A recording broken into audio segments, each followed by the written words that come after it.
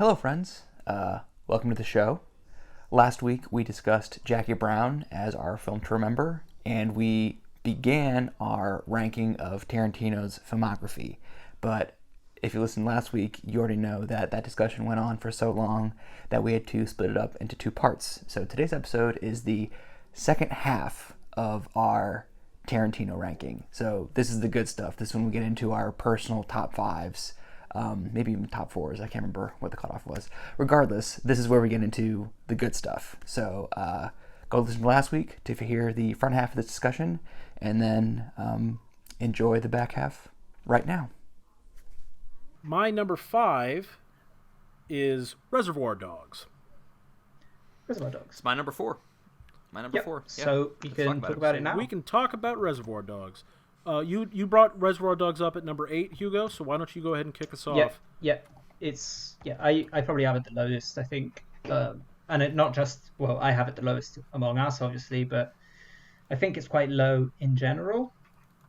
And real quick, you guys vamp. I'm gonna take a bathroom break. Hugo, you talk about why Reservoir Dogs sucks.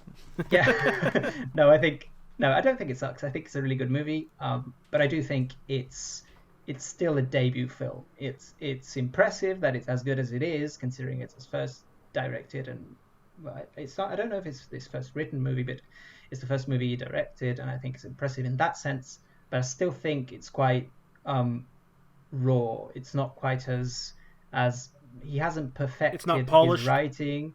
It's not polished. That's the word I was looking for. It's not as polished as his later movies. He hasn't perfected his directing and his writing, and the fact that the characters are called color names makes it less memorable for me. I don't really see that's the opposite. Clear idea. I don't have clear idea of who's Mr. White and who's. I do know who Mr. White is, but I don't have a clear idea of all of the characters. The only ones that I have trouble remembering of which one's which are the ones that die off screen. Die at the beginning. They die off screen and you never hear about them again. Yeah, so which is, but at the same time, I do think it's such an incredible beginning of a career, because it establishes what Tarantino is right from the get-go. It's unapologetic in what it is. The dialogue is right away. You see these characters who you end up finding out that are criminals, but in the first scene they're just talking amongst themselves and talking about tipping and Madonna, and do you even understand that scene, Hugo? Tipping is very different in the U.S. from in Europe. I do now, but I'm going to be honest. As a kid, because again, I watched a lot of these movies with my dad when I was too young for them. Maybe I shouldn't have, but I'm not scarred, so turned out fine. Okay. Yeah, it turned out okay, I think. But anyway, I was really confused by it. I was really confused by it at the beginning because I had no idea when I first saw it. I didn't understand tipping, and I didn't understand why it was so, such a thing in America. It felt pretty weird and a bit jarring. But again, it's a great movie. I just think it's not as polished and not as completely Tarantino as he would later become. I just feel like it's more pared down. Yeah, I think it's a great beginning of a career. It's incredible that he made it as his first film, but it just didn't stick with me in the same way that his other movies did. Well, so it's my number 5. And as I said before, I am a sucker for a movie that all takes place in one place. And granted, they had some flashbacks in other locations, but the bulk of the movie is all in that warehouse. And I love that as a storytelling tool. You're really getting the story of the warehouse in this movie. This is a slice of time in this building, and I kind of love that. I love the aesthetic of the movie. I love that they all wore matching suits, and I love the naming being colors, because it makes sense in the context of the story that they wouldn't use their actual names, but it also to me makes the lines memorable. Like I can so vividly hear the way Joe Cabot says, "You Mr. Pink." Yeah. I could feel that, and the way Harvey Keitel speaks in that movie. It sticks with you so well. So I like that dynamic, whereas for Hugo he doesn't quite love the naming using the colors there. I also think it's that not that I don't like it. It's just it makes the characters blend in with each other a bit more. It makes them less memorable for me. Oh, I think the opposite, actually. See, that was what I was saying. And Grizz as well. That's just me. I think that the characters are so different from each other, and they definitely are. By giving them the names as colors, each color is so clearly different from the other colors that it kind of meshes for all their personalities being so different from one another. Mr. Blonde is a completely different character from Mr. Pink or Mr. White, and they all have their archetypes. And I guess maybe that's the video game fan in me. I love RPGs and all the different archetypes there. And the last thing I wanted to say about Reservoir Dogs is I think that compared to a lot of the Tarantino movies, the way people react to being wounded in this movie, to me, is a much more realistic reaction than you see. Like, in a lot of the movies, they get shot and they carry on like no big deal for a while, right? Or they explode and fly away. Yeah. In Reservoir Dogs, very early on, a guy's shot in the stomach, and he is screaming bloody murder, and I bought into his pain, and that carries throughout the whole movie. And the other note I wanted to say was that all these Tarantino movies have fantastic soundtracks. Like, there's not a bad soundtrack in any of Tarantino's movies. Reservoir Dogs, to me, has one of the best in that I can never hear Stuck in the Middle with You ever again without thinking of Reservoir Dogs. No one can. Right. No one can. Yeah, I love that song. And, man, it's powerful that the movie is so permanently attached to that song for me. You ever listen to K. Billy's Super Sounds of the 70s? But to be fair, I feel that way about most of his movies. Like, all of them have, well, not all of them, but a lot of them have a song that anytime I hear that song, I instantly think of the movie. I guess Miserlou by Dick Dale. I think of Pulp Fiction. Yep. I don't really hear the Delphonic song from Jackie Brown very often, but I guess if I ever hear that again, I will. It's in my head, Jackie though. Brown. Yeah. It's in my head too. But Stuck in the Middle with You, the fact that I had a relationship with that song, I had a relationship with Stuck in the Middle with You before I saw Reservoir Dogs. Yes. And I can't really say that about the other songs in other movies, but now, even though I had a relationship before I saw the movie, it is now permanently associated with that ear-cutting scene in Reservoir Dogs. Yeah. So that's why it's my number 5. Oh, sorry, go ahead, Hugo. So another thing for me about Reservoir Dogs is I saw it a bit later. I saw Pulp Fiction first. Right. And right. To me, Reservoir Dogs felt like Pulp Fiction, but not as good. So it sort of always feels like sort of something that I overlook. I don't think about that movie a lot, and so it doesn't stick with me a lot, and so it's lower on my list. It's interesting you say that, Hugh, because I keep saying this. I'll say it a third time. When you see these movies, has an effect on where they're going to appear in your ranking. So you saw Kill Bill as a 10-year-old, which is bonkers. Insane. To me, a 10-year-old. It makes sense that it makes sense the divorced dad was showing you, because only a divorced dad would show a 10-year-old Kill Bill. Because he was like depressed and was like, "Fuck it, I'm gonna show him really violent movies and we'll have fun together." But we did have fun, so that's good memories. Kill Bill was the first Tarantino movie released in theaters that I remember, because Jackie Brown came out when I was 7, Kill Bill came out when I was 11 and then 14. So like I remember it being advertised as a Quentin Tarantino movie when I went to movie theaters. So the first 3 movies I had to go back and discover once I started like watching R-rated movies when you turn like 15, 16, 17. So Reservoir Dogs was one of those movies, like when I first like discovered movies, I was like, oh, I hear this guy's a good director. I should watch this in Pulp Fiction, whatever. And so I saw it like when I was 16. I loved it immediately, and I've watched it a lot since. And I think it's like a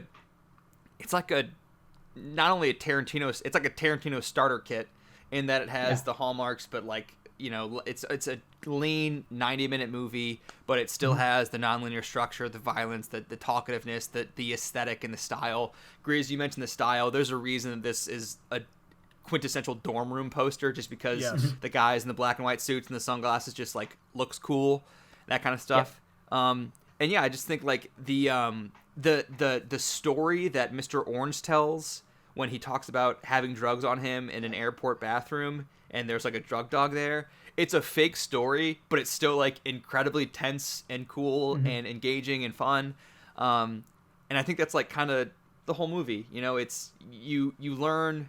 I can't remember. You don't learn immediately like that he's an undercover cop. That comes later. Comes much later. And so like once you learn that, it becomes the warehouse has a huge escalation of tension because now you're waiting for him to be found out or not.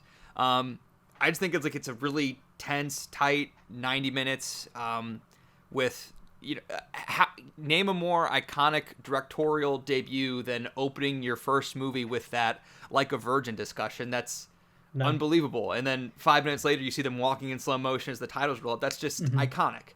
And I'm sure that part of the reason it's my number 4 is because, like you said, Hugo, I've seen it a lot. Like you've seen Kill Bill a lot, and the fact that he's topped this 3 times, because it's my number 4, so 3 movies are ahead of it. The fact that he's topped this 3 times is like impressive to me. But I love this movie. I suppose now is as good a time as any it's- for me to just explain that, you know, growing up, my family I did not start watching R-rated movies until basically I was 17. I mean, I had seen a few that I was given permission to see by my parents, but my parents were pretty, I don't want to say strict. They just we didn't watch those movies in our house. I'm sure that if I'd gone to a friend's house, I probably could have gotten away with watching them, but I didn't really develop that desire because I just hadn't been exposed to it much in my own home. So a lot of these movies, including like Pulp Fiction, the first time I saw Pulp Fiction, I was in college. In fact, I'm pretty sure I was a sophomore in college the first time I saw Pulp Fiction. Same with Reservoir Dogs. So, and where's Pulp Fiction on your list again? Pulp Fiction's number 6, Reservoir Dogs number 5. There you go. There you go. So I think and that's I guess a I factor. guess that's also a cultural difference because here in Italy, ratings are not something we think about it that much. Kill Bill I didn't see until I think it was 2 years ago. I don't know. It starts to run together once you join the workforce, Hugo. Yeah. Every day starts to feel the same. I can imagine. Having lived through 2020 in lockdown, I can imagine in a way. But regardless of that, I think in Italy we don't really think about ratings in the same way. You don't really have ratings, like films are rated on age rather than with, you know, a distinct phrase. Like an R rating is something I didn't know about until like 5 years ago when I started, you know, caring about, you know, following movies and film media and stuff, because that wasn't something that I ever had to worry about. And because, you know, my dad was always, and my mum as well, like they were both very liberal. They always said, as long as you're not doing anything violent and you're not being scared or disturbed by the violence, it's whatever, watch whatever you want. And so it wasn't ever a worry for me. Well, I'm still one film behind. Can I give my number 4? Go ahead. No, wait. Oh, yes, number 4. My number 4 is Inglourious Bastards. Okay. We'll discuss that later. Okay. For sure. I mean, we're running out of time. Yeah, but at this point, we're just going to get through the movies. Yeah. Okay. And so whose turn is it? I already said my number 4 because my number 4 was Kill Bill. Everyone else has said their number 4s. That's why I did mine. Okay. Hugo, what's your number 3? My number 3 is Django Unchained. Number 3 for Hugo, Django Unchained. Yep. What about you guys? It's a little higher for me still. Right, then let's get through the list. Is it your number 1 or number 2? You know? Okay. Yep. Number 3, Josh? My number 3 is Once Upon a Time in Hollywood. Once Upon a Time in Hollywood. And Mine's just so can we go marginally ahead? higher. We can talk about that now. Okay, so I know Once Upon a Grizz Time in is 1 and Hollywood is 2 my number then. 2. So Okay. Right, and it was my number 5. right. So let's go ahead and talk All about right. Once Upon a So Time in Hollywood. 2, 3, 5. This movie is amazing. It came out last year. I think that in the marketing, people were expecting more of a Manson family movie, and it wasn't that at all, which is, I think, great. It's just more a story. It's a story about a time of transition in both the industry and in the country and in pop culture. I feel like, the late 60s pop culture, the landscape was changing. It's interesting that he chose kind of like a Manson family backdrop for the story, because a lot of people talk about how the Manson family murders changed Hollywood. Not just like the industry, but like the town itself, because it took place in the Hollywood Hills and everything. And he kind of, a critic I read last year said that the movie is his second draft of history. He's taking what happened and like making it better. I love every second of this movie. The characters are compelling. I love like the middle of the movie is just like us watching Leonardo DiCaprio make a Western TV show, and like I got so into And I go got so through an into identity this crisis. God, I could that relate. too, but like as the show was the show called Lancer? I think it was called Lancer. That was like the fake Something TV like show that. starring Timothy Olyphant. I got so into Lancer that I forgot I was watching Once Upon a Time in Hollywood. And that scene's great. The stuff with Brad Pitt at the Spine Ranch and Bruce Dern, that's one of the so most tense. tense set pieces in his filmography, I feel like. The Margot Robbie stuff is great, if only because at the time I was living in Westwood, and like Margot Robbie goes to see the movie in Westwood, so like I recognized all the streets that she was on. That was just like fun for me, but also just it's incredibly sweet, everything that happens with Sharon Tate's character, and the amount of tension going into the final 30 minutes and the catharsis of the final 30 minutes is immense. And I love every second of Once Upon a Time in Hollywood. It's only at number 3 because the first number 1 and number 2 were hard to crack, but otherwise I absolutely adore this movie. Hugo, why is Once Upon a Time in Hollywood your number 5? I have it at 5, but again, it's still one of my top 50-something films ever. And it would be at it's still number 5. It's still number 5 even with Kill Bill split. But anyway, I don't disagree with anything that Josh said. I think it's an amazing movie. It's a hangout film. You just get to spend 2.5 hours with these characters, and then there's 20 minutes of catharsis. And it's such an interesting way to make a movie, because it doesn't have any structure. You just live through their lives for a 1.5 days in 2.5 hours, and then there's a third act that happens a year later. I don't know. It's tough to explain why this movie is so good, because if you haven't seen it, it's difficult to explain why this is a great Tarantino film, because really nothing of importance happens. You just see these people and their lives, and you learn about them, and you grow to care about them, and then something else happens that in some way is completely disconnected from the first half of the movie, but it still feels so good together. And the whole movie builds tension, because you know something's going to happen with the Manson family, because you know the history of it. But at the same time, you have no idea when it's going to start. It plays with the fact that it's a Tarantino film. He knows you're expecting the violence to happen, and there's several parts in the movie where you think, oh, this is where it's going to start, and it doesn't. So it makes you feel tense, and then more tense, and then it keeps going and going, and it sort of lulls you into a false sense of security. The moment you think, oh, well, the movie's going to end, that we're not going to see anything, the violence is not going to come, and it's just going to be something, the Manson family murders is something that's going to happen in the background at the end, and it's not. And it gives you that crazy final scene, and it's so cathartic and so good. I mean, a lot of the reasons you're talking about are the reasons why this is my number 2. Having any knowledge of Sharon Tate's story sets this movie apart from every other Tarantino movie right from the jump. Agreed. Tarantino's at his best when he delivers something unexpected for me. Yeah. And the more you watch Tarantino's movies, especially the other movies, it becomes harder and harder for him to surprise me in that way.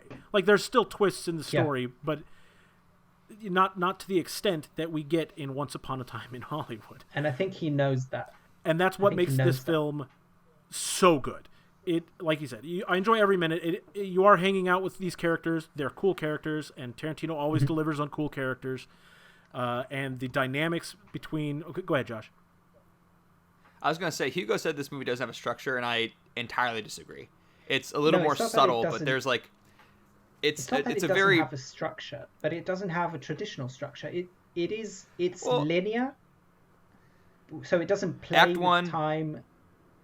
Act 1 is one day, Act 2 is a second day, Act 3 is a third day, 6 months in the future. And you are setting up stuff in the first day, Act 1, like what is missing in these characters' lives. You see that play out in Act 2. All of them have, something about them. And then I think the stuff that it sets up in Act 2 does pay off in Act 3. The characters get stuff in Act 3 that they really needed. In Act 3. Yes. Absolutely. It has structure in terms of the emotional journey of these characters, but it doesn't quite have the same structure in terms of just plot. That's fair. There's no way you can be prepared for where this movie takes you. Yes. Especially if you have any inkling of what the story of reality is. And like we talked about, the tension being built up every time you expect something horrible to happen and then it doesn't. And then that just makes the next time the tension builds up that much more powerful, because it's like, okay, well, he got me the last time, but he's not going to get me this time. Oh my gosh, he got me again. There's no. Here's my favorite. I'm just going to say 2 words that really encapsulate the escalation of tension and just how fun it is, how he escalates the tension. Acid cigarette. Yeah. Yes. Like the second, like you know what's gonna happen that night. You know where this is going, and the fact that he picks up the acid cigarette and says, "I think tonight's the night." You're like, "No, of all nights to be high on acid, no." It's amazing. And then the way that pays off is unbelievable. And it also, I've mentioned before that the gratuitous violence is not one of my favorite things unless it really delivers. No. This movie doesn't have as much gratuitous violence until the third act. And and I think part of that is why I like this movie so much, because I get to enjoy so much of the world without that aspect of it taking me out of it. And then when it hits, it like you get a big Tarantino moment, and it delivers in a way that I really appreciate. Can we do something about the heat? It's a flamethrower, Rick.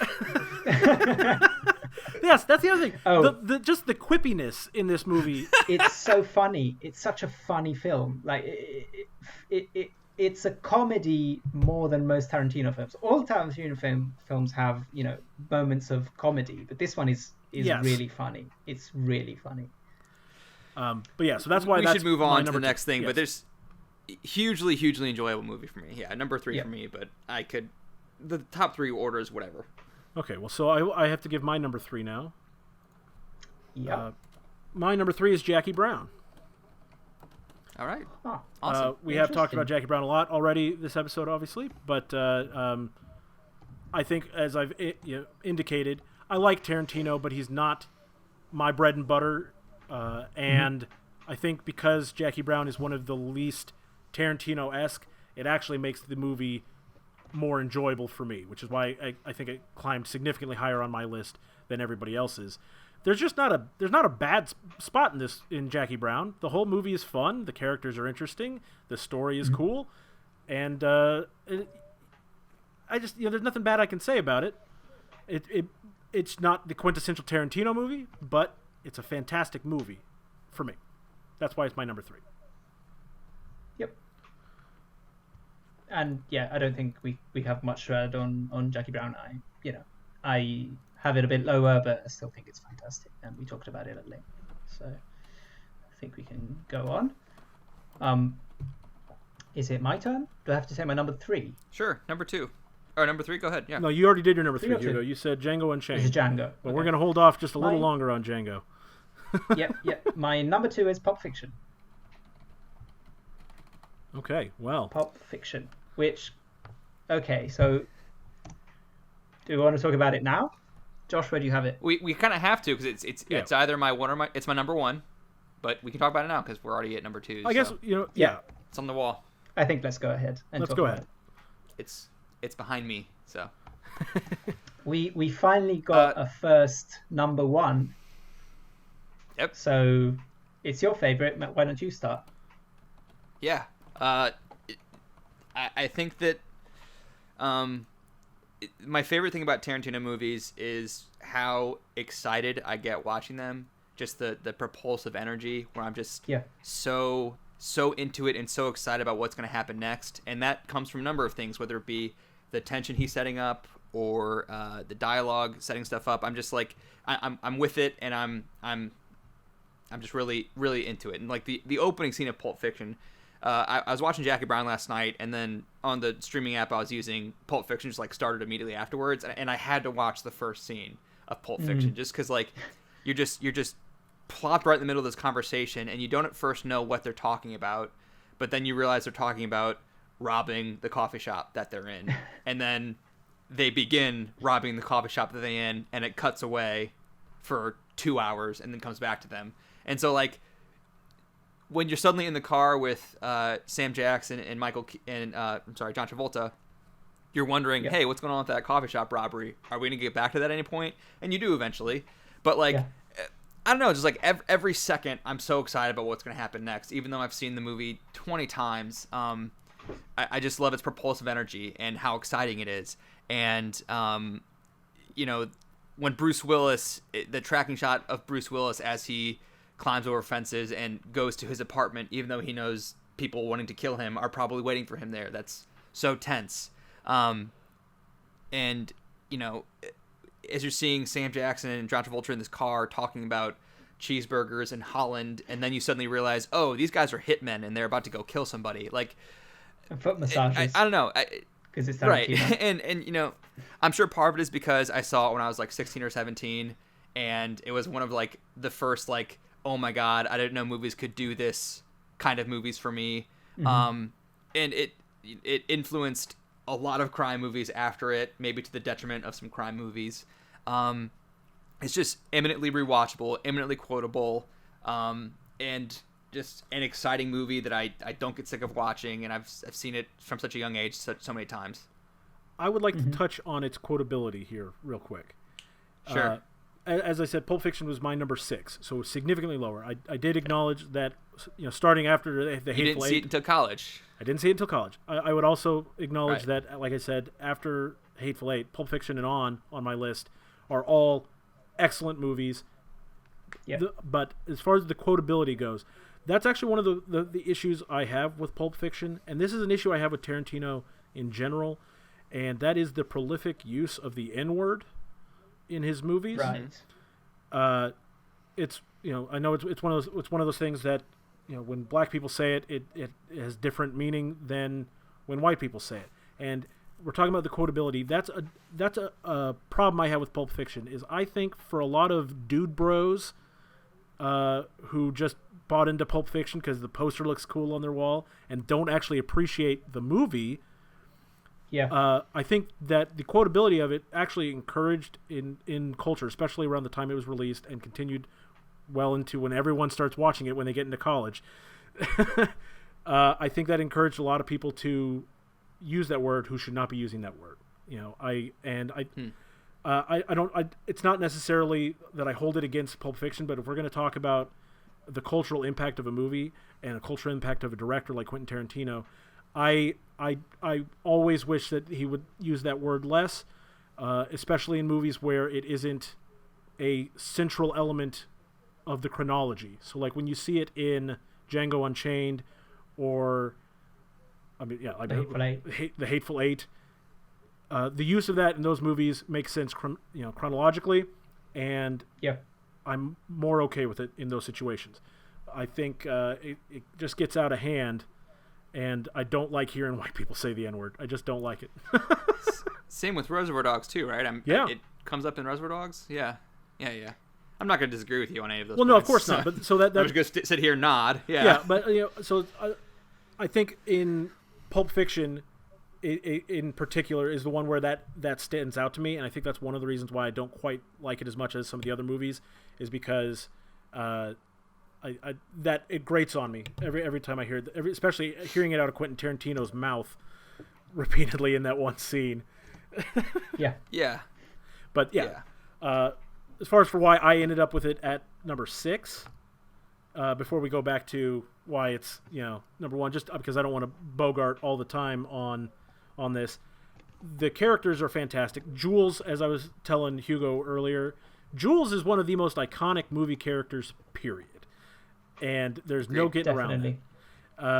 So really, what it comes down to me is I think that, like I said, I don't like the prolific use of the N-word, and the other issue I have is probably something that a lot of people really enjoy about the movie, but the way the movie jumps in the chronology is good in a lot of aspects, but also it tells you the ending of some characters' stories, and then you continue to see them in the rest of the movie, and so then it makes the consequences of those scenes not necessarily not matter, but it just feels a little differently. When you know what happens to Vincent Vega, and then you see him in other movies, you're like, well, he's going to be fine in this scene because I know what happens to him later. Well, that's interesting you say that, because I think that Vincent Vega's known fate in the last scene is an interesting spin on their conversation, because in the final scene of the movie, they're at that coffee shop that eventually we know gets robbed, and they're having a kind of philosophical and moral discussion of their jobs, getting out of which the is job.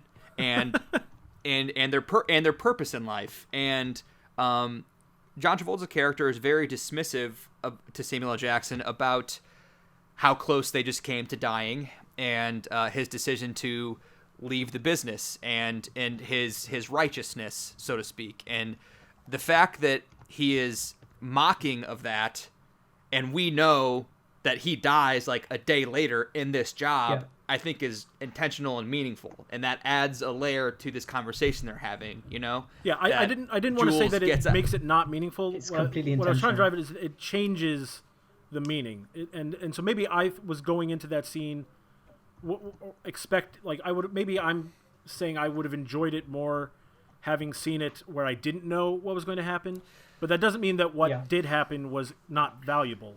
It's still well, it's just different. We know that both Jules and Vince make it out of that diner because we see them in their volleyball player clothes later, earlier in the movie in Bruce Willis's first scene, right? Yes. So like we know that Vince and Jules get out of that diner alive. We don't know the means in which they get out of that diner alive. We don't know if Honey Bunny and Pumpkin will get out of the diner alive. And I think that's the source of tension there. As soon as it's revealed that Jules and Vince are in the same diner that these two robbers are in, I think we know right off the bat that Jules is going to get the best of these guys. Yeah. Because we know what Jules can do. And so I think the source of tension in that scene is, will Jules kill these people? And how do they get out of this diner? And, the second that he has the gun in Tim Roth's face, like, that whole exchange is amazing to me. And, he really is putting his money where his mouth is when he just talked about leaving the life and wanting to. And he tells them, "Oh, you happen to have caught me on a good day." While I'm in the middle of a transitional period. Yes.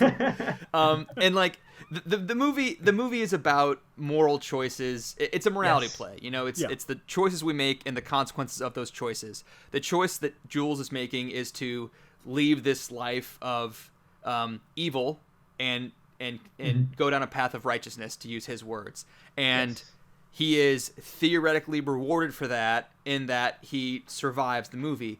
Vincent is not choosing such a path, and the result of that action is he gets shot by Bruce Willis, presumably the next day or so. Right. And everybody gets again, punished. yes, and everyone at some point in the movie has to make a moral choice. You talk about Bruce Willis considering leaving that pawn shop, but then he has second thoughts, turns around, and the result of that moral choice is he gets away. Problem with Marcellus Wallace is they're square. No, he no longer has to look over his shoulder for the rest of his life. And the movie is full of things like that. And I think only after you've seen it like several times does the fact that it's a morality play kind of come more into focus, because the first few times you see it, you're just trying to like wrap your head around the nonlinear structure and like the bonkers violence that happens and all that kind of stuff. But like once you really start to dig into it, it really is just yes, and it's characters making moral choices and the consequences of those choices, and like the butterfly effect of those choices, which is kind of illuminated by the nonlinear structure. Yeah, and to me, what this film achieves in terms of being iconic is insane. Because if you think about it, it's an independent film. It was made for a very low budget with actors who weren't at the height of their powers outside of obviously Bruce Willis, and every single scene in this movie is iconic. You see a shot and you can hear the music, you can hear the dialogue, you know what that scene is. I don't know. I can't even think of this movie without just picturing every single scene. I think of quotes. I hear Marcellus Wallace's name and I think, what does Marcellus Wallace look like? Yes, that's it. It's postmodern, and it doesn't care about any of the rules. It came at a time where Hollywood was a bit complacent, and it just sort of gave it a shot of adrenaline and said, oh, you can do stuff that is experimental and mainstream at the same time. It's entertainment, but it's pulp entertainment. And I think that's in many ways is why Tarantino has become so popular, because his movies are auteur movies. They are experimental movies. They are, well, you can say indie movies, although not anymore, not so much. But at the same time, they're fun, they're exciting, and general audiences can relate to them and have fun with them, even just on a surface level. And I also don't want to... Hugo, you touched on this. I don't want to understate how big of a year 1994 was for independent movies, because you had Pulp Fiction and Clerks. And El Mariachi was a Robert Rodriguez movie from 93 that wasn't really discovered until 94.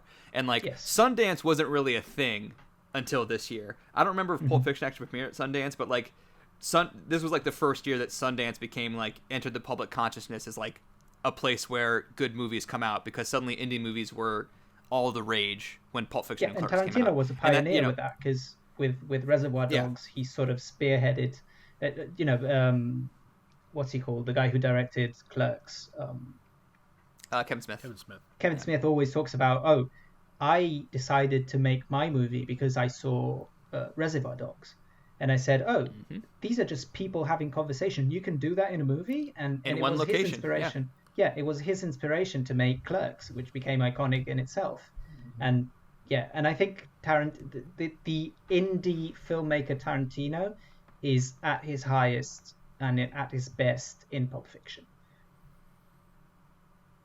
Okay. Well, let's very good. Let's move on to Josh's number 2. Yep. My number 2 is Inglourious Basterds. Okay. Yeah. Let's talk. What about you, Chris? I already had. I had mine at 4, so this is your number 1, right? Right. Hugo? It is my number 1. Yes. It is my number 1. Let's talk Inglourious Basterds. Margaretti. That's my new. Don't do it. Buongiorno. Buongiorno. Grazie. Okay. This is my favorite movie. Fantastic. Favorite movie. Period. Period. Full stop. Period. This is the first Tarantino movie I saw in theaters. Tarantino was he was my favorite director before this, because he was the only director I was aware of, because I was so young. I saw this movie at 15 in theaters, and so actually 13. I wasn't aware of the idea of directors. I thought, Tarantino, he's the only director that exists, because I was so young that I didn't understand the concept. And I just love this movie. I love it on every level. I love it as entertainment. I love it as a anti-Nazi movie. I think it's so heartfelt. I think, especially with Shoshana's story, It really is a human tale in a way that a lot of Tarantino movies sometimes are not. They're sort of detached from emotion in many ways, but this one really isn't, because it has the best villain in any Tarantino movie with Hans Landa, who is legitimately scary. He's terrifying, and it really works well as an antagonist in Shoshana's story, because she gets to play this character who is hiding in the worst time in our history, against this guy who is actively trying to find Jewish people. And I also have an attachment on a personal level because my family is Jewish, and they escaped in '39 from Poland, and they escaped to England, and then basically my mom married an Italian, and she was born in England, but originally we are Jews from Germany. And so seeing a movie that alters history in the way that it does, and we all know what happens in the movie, it was so satisfying for me, even at 13 years old, because I felt it in my core. It was so satisfying, it was so cathartic. And regardless of that, I think it's one of his best made films. I think the acting is incredible. I think the score is insane. I think even the cinematography is a considerable step up from what he had done before, at least in my opinion. And even this movie, everything for me is iconic in this film. That scene where they're playing that game, I still play that game when you make a famous character and you attach it to your head, and we call it the Inglourious Basterds game. We don't have a name for the game. We just call it, the game from Inglourious Basterds. It's amazing. That basement scene is one of my favorite scenes of all time in any movie I've ever seen. Is 35 minutes long, and it doesn't feel that way at all. It doesn't stop the movie because it's so tense and so exciting all the time. The opening scene, one of my favorite, probably my favorite opening scene in any movie of all time, because it's so good, so tense. And at the end, when the music starts bomb, bomb, bomb, and they start shooting at the people, and she starts running, and it's I don't know. So I can't even explain how much I love this film. There's an Alfred Hitchcock quote that if you show people talking and a bomb goes off under the table, that's tense for like a second when the bomb goes off. If you show people talking and show a bomb under the table at the start of the conversation, that's tense for the entire duration of their conversation. Right. And Tarantino is showing you the bomb. The moment he shows you the bomb in that opening scene is unbelievable. And he shows you the bomb in the basement scene as well. And I think you could actually probably, I won't do it right now, but you could point to the opening scene of Inglourious Basterds and the basement scene of Inglourious Basterds and distill elements of those scenes into everything that makes Tarantino great. Snappy dialogue, unbelievable tension, and then violence. And both scenes have all three of those things. And they could be short movies by themselves. Yes, and everything outside of those two scenes is amazing too. Like I love every second of this movie. And had I seen this before Pulp Fiction, it would probably be my number one. I'll say that. Yeah, this movie is it's fantasy fulfillment. It's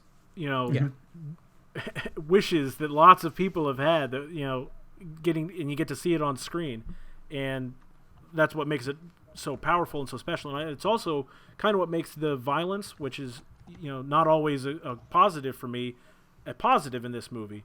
It feels deserved, and because of that, it's very satisfying. And so now you get the over the top gore of a Tarantino movie in a way that also, to me, delivers on a narrative aspect through that violence, and that just makes this movie so fantastic.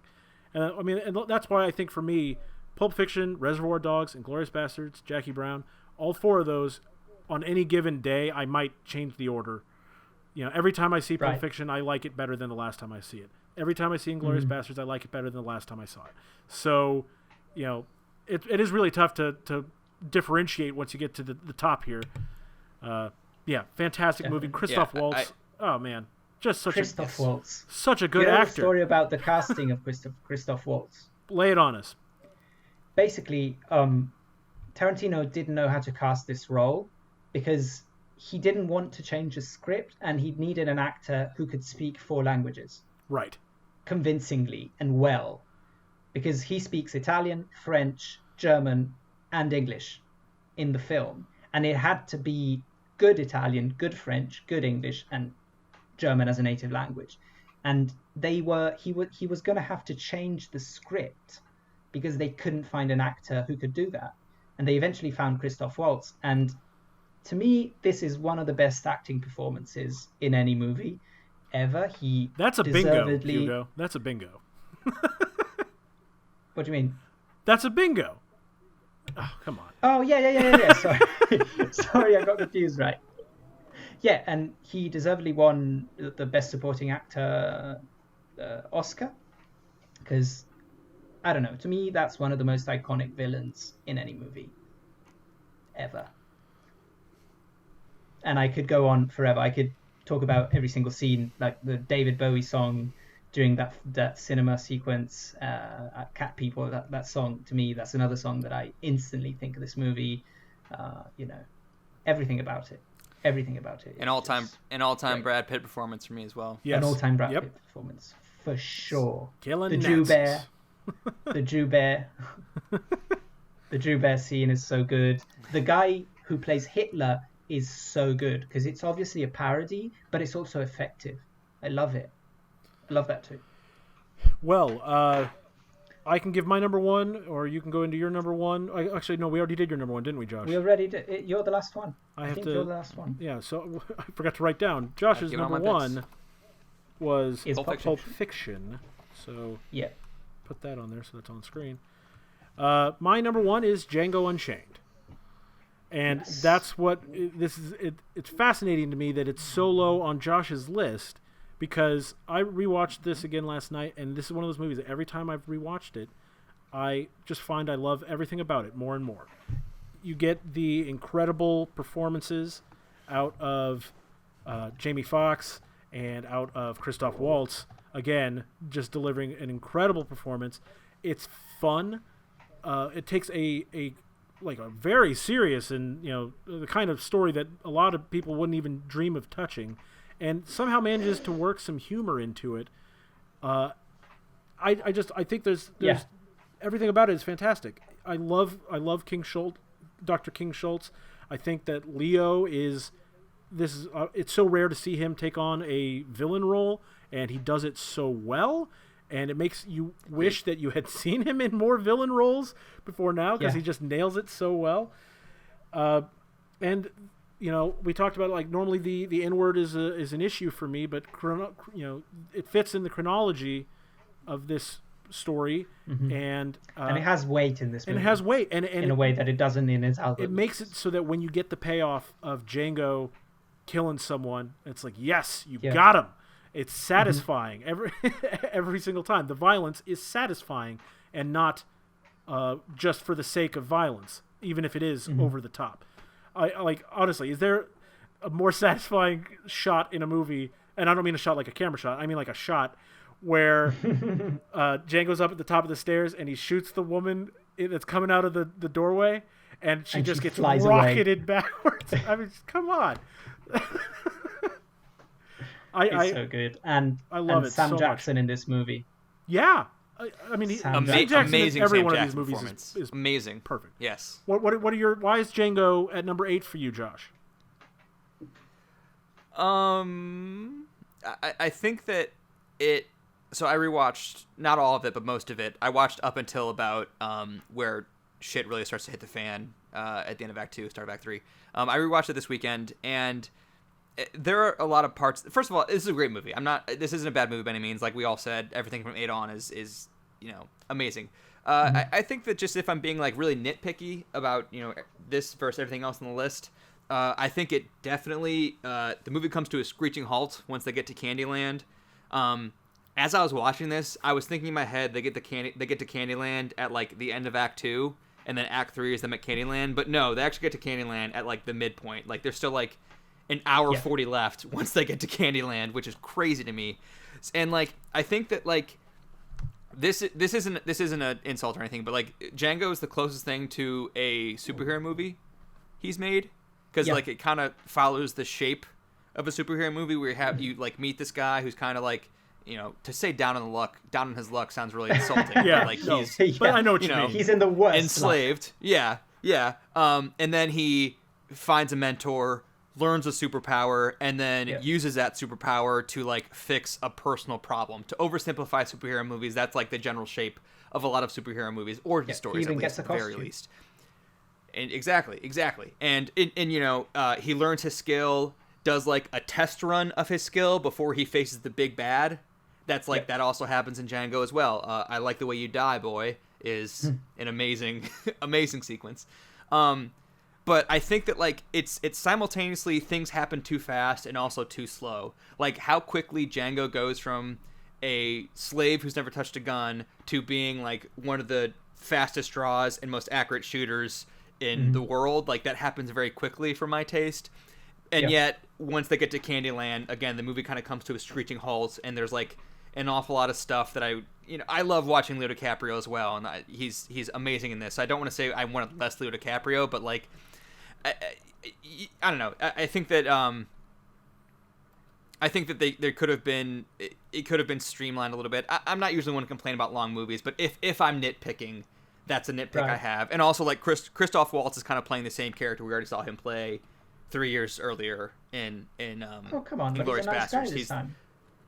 He's the nice guy, but the same demeanor, same characteristics, same like attitude and way of talking. Definitely him. He has a very specific way of talking and moving. He's very deliberate.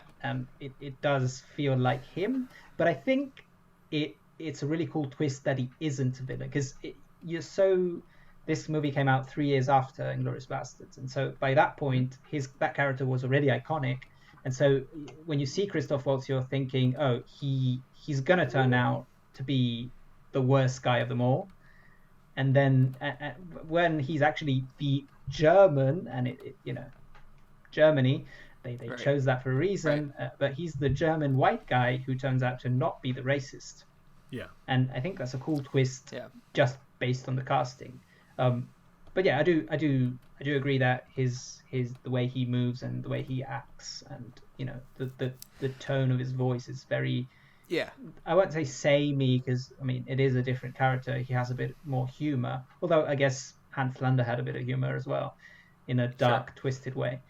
But yeah, I agree with that. But still, I think that I don't mind his movies that are long. Cause I as long as the movie's good, I don't care that it's long. But like I think Tarantino is better when he has different places to take the story. Like in Once Upon a Time in Hollywood, he's following 3 separate characters, and in Inglourious Basterds, he's following like 4 separate characters. So like when you have something like Django or something like The Hateful Eight, where it's kind of all the same story for almost 3 hours, it kind of sags a little bit, both of them for me. But I mean, I agree with you, Chris. It is very exciting. It's very fun. It is cathartic. There's just like a little bit more suspension of disbelief in this one compared to some of the other ones. I think it's interesting when you mentioned that it's kind of a superhero movie. I love superhero movies. Right. So I think maybe that's part of the appeal for it to me, and I think you put it into words that I hadn't quite found myself there. That it's Django's a superhero, and I think that's freaking cool. Yeah, and an added bonus this film gets is, I think you enjoy it more if you have sort of an understanding of spaghetti westerns. Yep. And I'm not sure if you guys have seen those movies, but I'm sure you have. But the music, the way they reuse some classic spaghetti western music, the way guns sound, that is really over the top. But it has some twists on that formula. The fact that it's basically redoing a spaghetti western, but doing what spaghetti western failed to do, which is put those western stories into their actual context. A lot of classic, westerns, both American and Italian, sort of gloss over how dark those times were, especially with slavery. But even when they do Native Americans, it's sort of something that doesn't get treated with the respect that it should. And this film really puts it into context. And as exciting and fun as it is, there are a lot of scenes that just get completely serious, and they are really dark, and they depict this era of slavery in a way that I haven't personally seen being depicted so directly in another movie. No, I agree. The fact that on the set they chose to play music before doing one of the really gruesome, violent scenes against slaves. It was a tough film for them to do. And one might argue that maybe Quentin Tarantino wasn't the person who should have tackled this, but at the same time, who else could have got this made? Because Tarantino has built up such a reputation that he, in this world, he would be able to make this movie in a way that I can't think of another filmmaker that could. So yes, he would it does have been have better if somebody else made it that was black? Yes, but who else could? He does have a penchant for revenge. You see that in Kill Bill, in Django, in Inglourious Bastards, and even in The Hateful Eight to some extent. Revenge is a big driver in a lot of his movies. That said, we don't need to relitigate this now, but when it came out, Spike Lee had some things to say about Tarantino making this movie. I think I'm paraphrasing this quote, but he said that our history is not something for you to play with. It's not a fun jaunt. It was a Holocaust, is what Spike Lee said. Which is interesting that he made that comparison after. But yeah, it's a tough conversation. Yeah. And so I was going to say, who else could have made a movie like this? I mean, Spike could have made a movie. No, I'm not saying there aren't. Wait a minute, I'm not saying there aren't black filmmakers who could make this movie and make it even better because they would understand. Tarantino has carte blanche that other guys don't have. Who could have got it Yeah. made? That's what I mean. Yes. Who could have got the? Not many people could have made that this movie a nearly needs. 3-hour. With these actors and making those scenes so violent and so raw that it's tough. Over the top, comic booky violent. Oh, yeah. It's difficult. Well, let's go ahead. Also, I love the scene where the original Django shows up. All right. Well, I'm going to go ahead and pull up our official ranking. The numbers are all compiled. Yes, I got them from the document. Hugo, I think they so. accurate? They are. All we right, have then. a tie. We do have a tie. So at number 9, we have Death Proof. Okay. With a grand total of 3 points. A total of 3 points. No surprise there. The Hateful Eight came in at number 8. Which what was the total there? 9 points for The Hateful Eight. 9 points. Then there was a tie for 6. Kill Bill and 7. Well, yeah. Well, when there's a tie, you skip 7, and they both get 6. So, right. Yeah. So for our 6th spot, we have Kill Bill and Reservoir Dogs, which both got 13 points. Then at number 5, Jackie Brown, which I'm sure only got that spot because of me. Number 4, we have I guess Jackie Brown had 15 points. Number 4, Django Unchained with 18 points. Number 3, Once Upon a Time in Hollywood with 20 points. Number 2, Pulp Fiction with 21, and then at number 1, Inglourious Bastards with 23 points. And I gotta say, I don't hate this list. read them down 1 through 9 for me. Can you read them down 1 through 9? 1 through 9, Inglourious Bastards, Pulp Fiction, Once Upon a Time in Hollywood, Django Unchained, Jackie Brown, Reservoir Dogs, Kill Bill, The Hateful Eight, Death Proof. I don't hate that as much as I thought I was going to hate. Right? This it's not bad. ranking. That's actually pretty good. That's solid. A good list. Yeah. I think it's pretty solid. I like that Once Upon a Time in Hollywood is so high because it sort of doesn't get the love that a lot of these other Tarantino movies get. But yeah, I think it's a solid list. And my top 2 are the top 2, so I'm happy with that. Well, so that's our rankings of Quentin Tarantino's entire filmography as the sole director of the movies. Obviously, he had some other things he's done, but they don't qualify for our purposes here. No. It took a while, but he's a filmmaker that you want to talk about. So, it's a longer episode, but I think it was worth it. I just wanted to say thank you for joining us on this episode. Next week's episode is going to be all about Spielberg. We are doing our film to remember is going to be his first theatrical feature film, The Sugarland Express. It was also the first time that John Williams scored a movie for Spielberg. And obviously that's a relationship that has meant so much to movies. So we think this is a good pick for a film to go back and take a watch. And then after that, we're going to discuss our favorite Spielberg movies, maybe some that we don't love as much, and attempt to make a top 10 list of Spielberg movies. So with that said, we'll see you all next week. Don't forget to like, comment, and subscribe wherever you're listening to us. We really appreciate that, and we'll see you next time. Bye. Okay.